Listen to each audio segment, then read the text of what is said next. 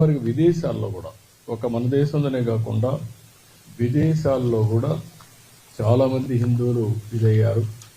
ప్రపంచంలో ఉండే హిందువులకి ఒక ఆలోచన ఉంటుంది, కలియుగ దేవుడు వెంకటేశ్వర స్వామి ప్రతి ఒక్కరూ ఒకసారి కానీ ఎక్కువ సార్లు కానీ ఇక్కడికి వచ్చి దర్శనం చేసుకోవాలనేది ఒక సంకల్పం. రెండో సంకల్పం, ఎక్కడికక్కడ టెంపుల్స్ ఉంటే ఆ టెంపుల్లో పూజలు చేసుకుంటూ వాళ్ళు ముందుకు పోయే పరిస్థితి వస్తుంది. వెంకటేశ్వర స్వామి ఎక్కడుంటాడో అక్కడ ఆరోగ్యం బాగుంటుంది, మనుషులకి స్ట్రెస్ ఉండదు. ఒకసారి ఆయన తలుచుకొని భారం ఆయన మీద వేసి పనులు చేస్తే ఇంకెలాంటి ఇబ్బందులు లేవు. అలాంటి కార్యక్రమానికి కూడా శ్రీకారం చుడతాం.